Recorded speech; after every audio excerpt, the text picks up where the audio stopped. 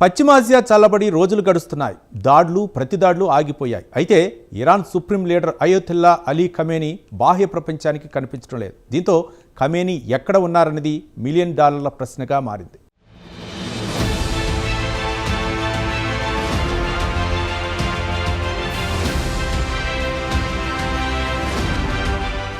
Ayatollah Ali Khamenei ప్రపంచానికి పరిచయం అక్కర్లేని పేరు.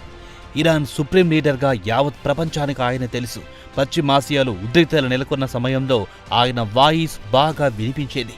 ఇటు ఇజ్రాయెల్ ప్రధాని బెంజమిన్ నెతన్యాహు, అటు అమెరికా అధ్యక్షుడు డొనాల్డ్ ట్రంప్లకు వార్నింగ్ల మీద వార్నింగ్లు ఇచ్చి హల్చల్ చేశారు ఖమేనీ.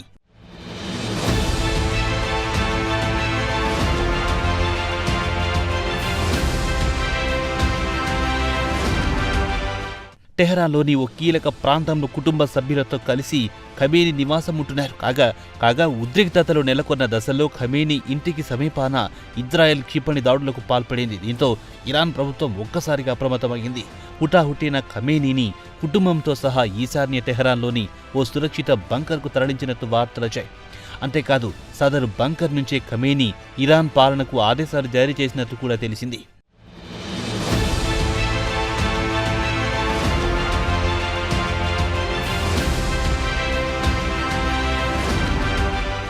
మొత్తం మీద 12 రోజుల పాటు దాడులు, ప్రతి దాడులతో దద్దరిల్లిన పశ్చిమాసియా ఆ తర్వాత చల్లబడింది. దీనికి ప్రధాన కారణం డొనాల్డ్ ట్రంప్ చొరవతో కాల్పుల విరమణ ఒప్పందం తెరమీదికి రావడమే.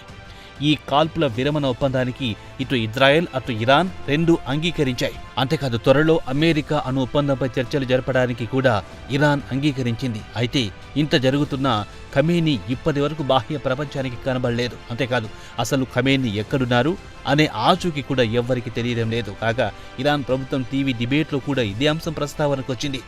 ఇది విషయమై ఖమేనీకి సన్నిహితుడైన మెహదీ ఫజైలీని ప్రశ్నించినా ఆయన కూడా సూటిగా సమాధానం చెప్పలేకపోయారు.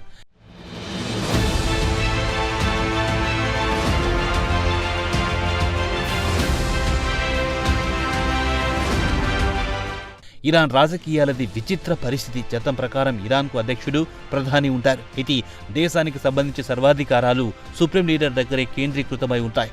భద్రత, విదేశాంగ విధానం వంటి కీలక అంశాలకు సంబంధించి తుది నిర్ణయం తీసుకునే అధికారం సుప్రీం లీడర్కే ఉంటుంది.